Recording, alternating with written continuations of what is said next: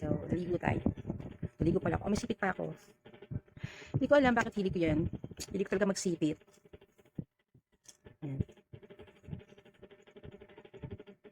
Naligo tayo. Tignan nyo yung mukha ko. Bakit may ganyan? Yung mga itim na yan. Meron kasi dito ako, peklat. Na-accidente kasi ako dati. So, yun. Pero yung itim na yan, dahil sa hindi naman talaga kasi ako maputi. Gumagamit ako, mga sis ko, mga lodi ko, ng pampaputi.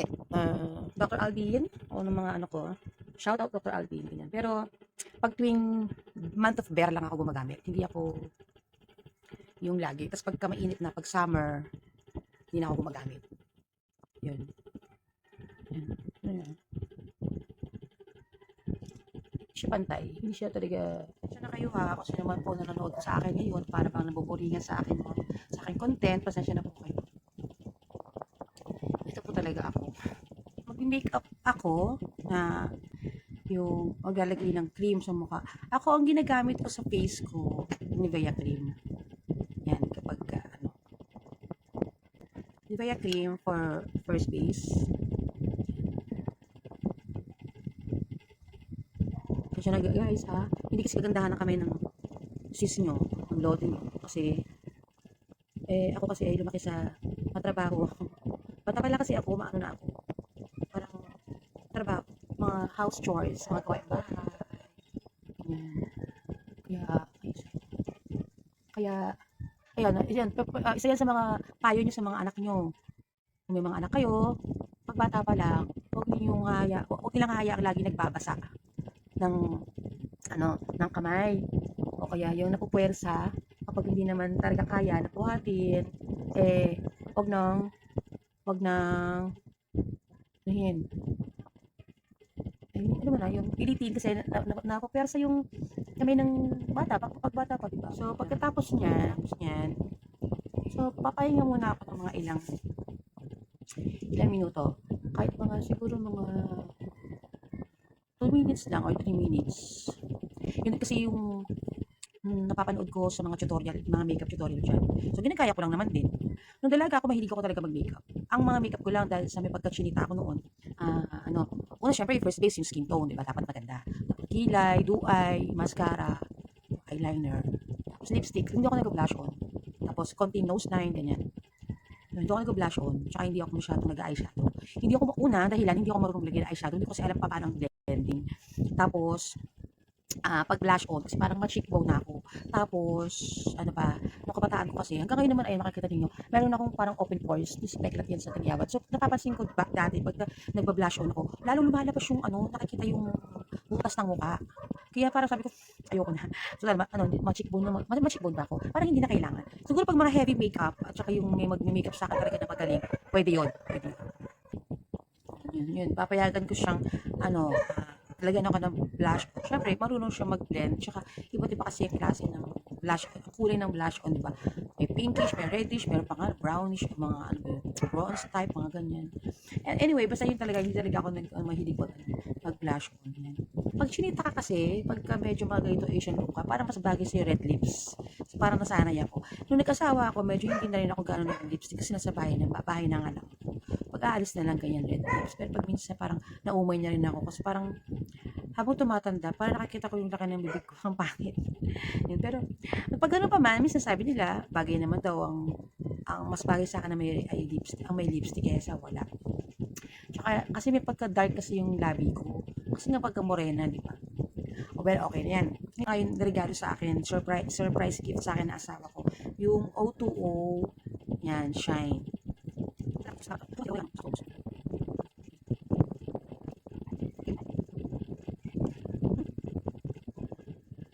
Bakit ba tayo nag-makeup? Wala lang, kasi syempre pa mag-vlog-vlog, mag-video-video.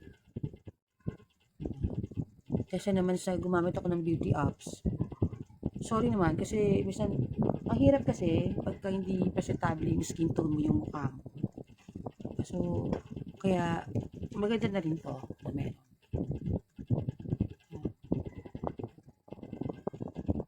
Ayan na, sa mga nanonood dyan, makikita ninyo kung mag-apply. Ayun, Air Fusion ng O2O. Shout out. Parang hindi ako marunong. Sa edad kong ito, although lagi naman ako nag-makeup before, hindi ako naaral sa pag-apply ko ano yung dapat mga unang kung saan yan ilalagay. Basta alam mo yung T-zone, di ba? Alam ko, una, sa noo. Wala kasi akong liquid foundation ngayon kasi naubos na. Dahil nga, since na lagi lang ako sa bahay, so hindi na ako talaga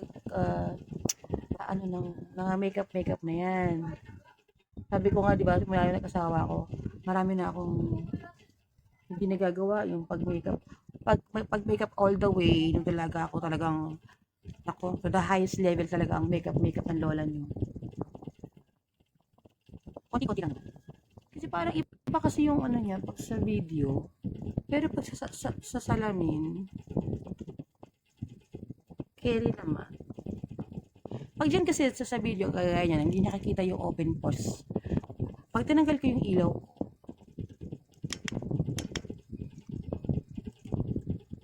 mas kita pa. Sige, kita yung difference. Okay, wala yung kulay. Ano ba yan? Kaya natin ko matatakpan ng O2. Air Fusion. Aba! Pwede. Kasi diba, kaya kasi nagkahiwalay ang kulay niya. Kasi, pag gumagamit ako ng mga rejuvenating, ganyan, kaya Dr. Alvin, kahit ito ang una kong nilalagyan ng rejuvenating, ng toner, rejuvenating toner. Yan talaga una kong nilalagyan. Siyempre, para yan ang unang peel off. So, ano nangyayari? Tapos, syempre, konti lang ilalagay ko dito. Wala pa rin. Naiiwan pa rin siya.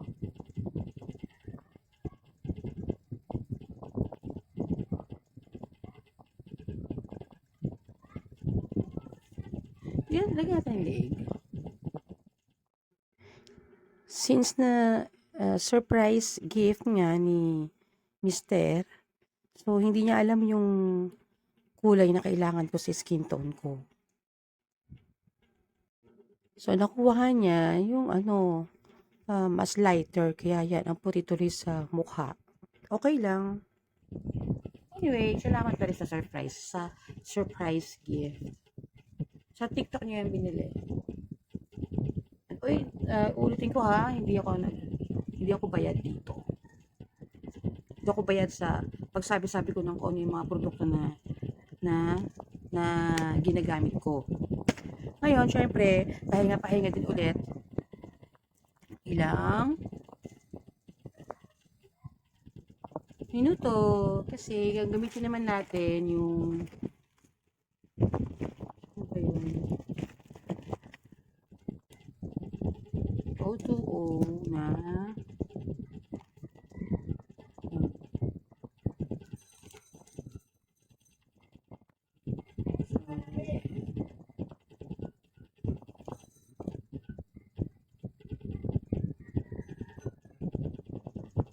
nung hindi ko to ginagamit,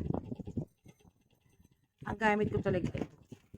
Pagkatapos ko maglagay ng pants cream, meron pants powder BB. Ayan ang gamit ko pagka hindi ako nakakabili ng makeup. Since na may surprise gift, gamitin natin, try natin. Ayan, kahit sa grocery, Mercury Drugs, mga ganyan. O, di ba? Ang puti niya sa mukha. Kaya hindi ako pumipili ng light. Hanggat maaari, ang kinukuha ko mas darker. Kasi morena nga ako. So, since gumagamit ako ng rejuvenating, so puputi yung mukha ko. Kaya mas darker yung kinukuha ko. Kasi nilalagay yung, di ba yan? Di ba? Tapos ganyan, meron siyang takip na ganyan. Tapos, dito ko nilalagay yung pulbos.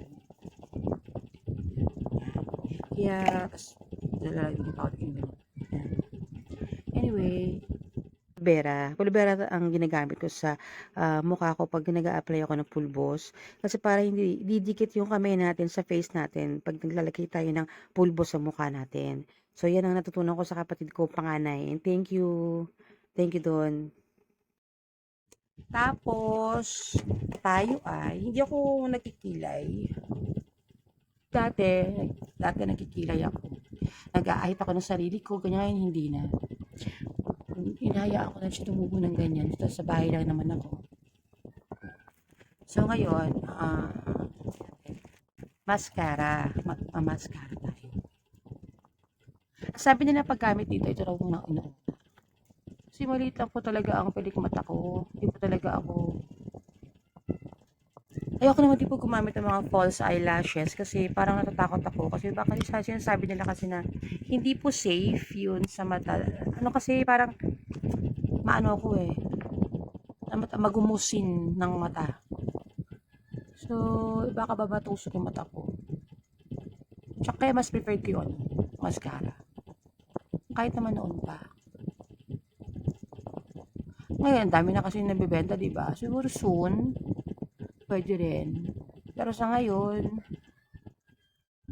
mag-mascara muna tayo.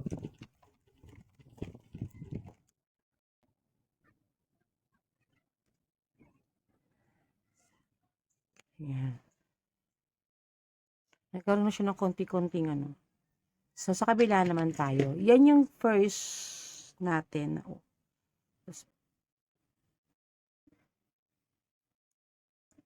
Ano yung sobrang liit kasi ng pilik mata? Parang maano, naiipit na mismo yung talukap ko. Okay na yan. Sa mascara. Lalagay tayo ng ano, mascara sa isang side. Yan. Masyado kasi maliit talaga yung ano ko, pilik mata ko. Yan. So, lagay natin dahan-dahan para hindi matusok. Okay, matag tayo. Eyelash. Kaya kasi nakikita ko yung ginagawa sa instructions ng mga nag-makeup tutorials. So, ginagaya ko lang. Ganyan po, mga lods, mga sis ko. Mga nanonood dyan, na marunong mag-makeup, mag-apply ng mascara with curl lash. Yun, nakikita nyo paano ako maglagay. Kung mali, pwede nyo akong i-correct. Comment down below kung paano.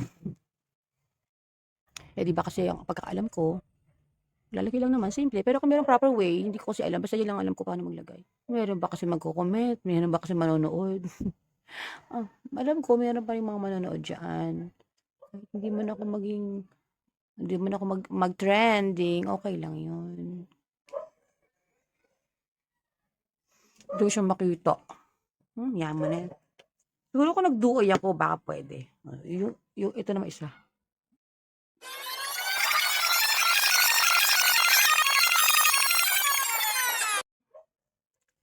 Anyway, kaya na yan. Tapos, ayan na. Sana Austin, wag na. Tama na yan, ganyan lang yan. Ayan na, nagbukas na ako ng electric fan. Pasensya na't maingay yan. Magli-lipstick tayo. So, yung kahapon, magli-lipstick tayo. Kahit na sa bahay lang, garden lang sa bakuran, lipstick pa din. Ay, yung...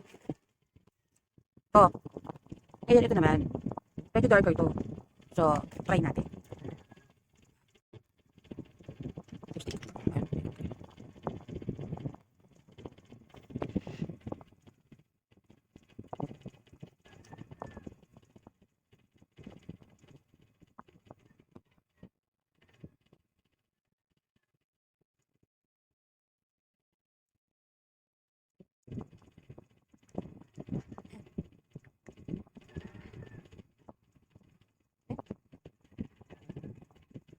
Alam nyo, mga sis ko, malabo na kasi mata ko. Pero nahihirapan ako sa kanin natin. Kaya na. Kaya salamin muna ang inyong sis. Ang lodi ko.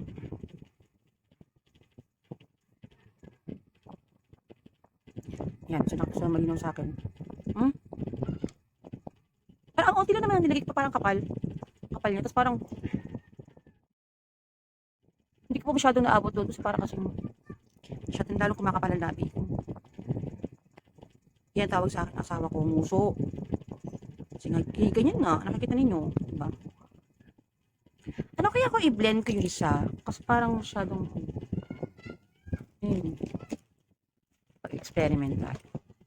Marami rin naman gumagawa niya. For sure. Hindi bang tapin pa.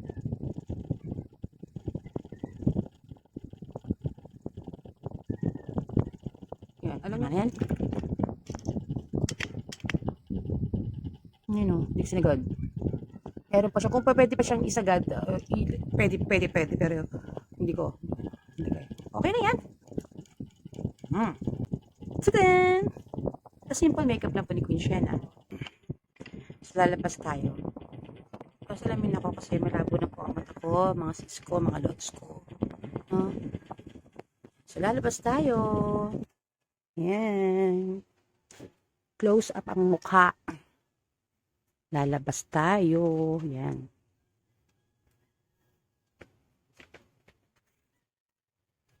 Yan. Ito ako. It's me.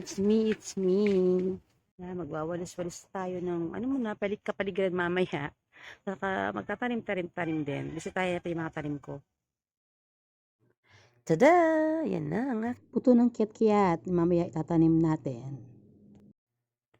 Ito rin papakita ko. Yan. Nung nakaraan, nagtanim-tanim ako ng oregano. Yan. Konti lang dati yung oregano na yun eh. Pinararami ko lang. Para sa madaling araw, sa gabi, mamahalimuyak yung amoy niya. Tsaka iwas sa lamok. Dahil syempre mapuno dyan. So, yan ang kagandahan na may oregano. Ito yung kahapon na, ayun isang araw ng mga tinanim ko. Inisan ko yung mga oregano. Tanggal dyan. Samahan niyo ko na magtanim ng aking pinaugatan na buto ng kiat-kiat. Yan. Ano yan eh, kiat-kiat yan nung Pasko.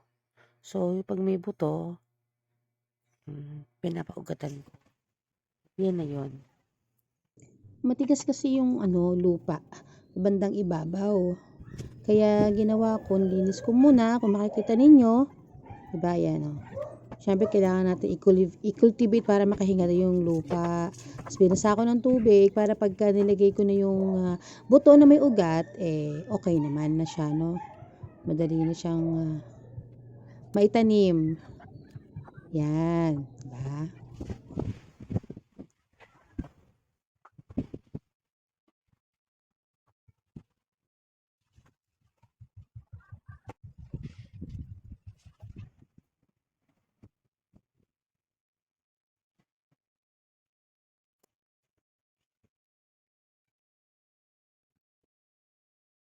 Yan, mga kasolong, sis ko, mga lodi ko. Nakapagtanim na naman tayo. No? May mga iba kasi ako titanim na hindi din kasi sila siguro nga dahil sa kailangan ng sapat na yung tamang lupa. Yun, ako naman kasi hindi naman talaga kasi ako nag-aral. Gusto ko lang magtanim at saka mahilig din talaga ako sa tanim. Kung makikita nyo yung mga tanim na yan, yung mga tanim yan ng mama ko na naiwan. Marami siya mga tanim na naiwan. So, since na anak ako, so di syempre, ako ang kami ang mag-aasikaso ng mga naiwan niyang halaman. Ayun. Sa susunod, i-upload ko rin po yung mga ibang mga naitanim. Katulad po na meron po akong tinanim na dalandan tsaka sunkiss. So, ito po yun. Nailipat ko na rin po siya dyan. Sunkiss po yan. Ito naman po yung mga iba kong mga oregano na tinatanim. Ang oregano po kasi madali po siyang tumubo. Sinusok-tok ko lang yan dyan. Yan. So, madali siyang mabuhay. Ito rose to. Tanim pa yan ng mama ko. So, lumaki na rin ng ganyan. So, may mga rose, mga ilan-ilan. Pero no December, marami yung magbunga. Yan. Mga oregano din yan na tinanim ko. Ito ang bonggambilya ni mama. Lagi ko siya kinakat. Hindi kasi yung pantay eh. Mas mataas yung dito niyan kesa dito. So, yan ang pinapantay ko. So, ang dami ko nang wawalisin. Ito yung aking, binlog ko rin to pero hindi ko pa na-upload. Nagpa-flower na rin siya, yung snake plant. For the first time, nag-flower siya. Pero ngayon kasi nalanta na. I-upload ko rin po yan. Ayan po, yung mga oregano na po. No? So, marami naman ting mga tanim. So, ito naman yung aking dalandan na tinanim. Yan, dalandan. Isa rin yan, dalandan yan. Kailangan marilisan. Hindi ko pa siya nalalagyan ng fertilizer. Yun yung pagkakamali ko kasi. Kasi ako na binuhos sabay-sabay yung mga buto dyan. Kaya, nung tumubo, ganyan na. Anyway, aayusin ko din yan. So, kailangan kong linis, magwalis. Diba?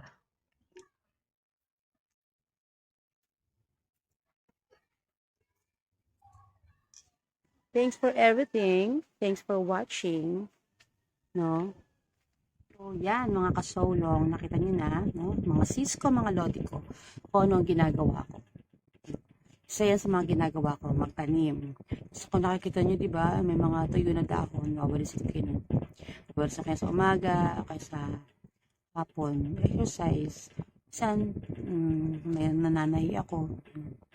So, sana po, nakaabot po ko kayo hanggang sa dulo ng video ko. Diba?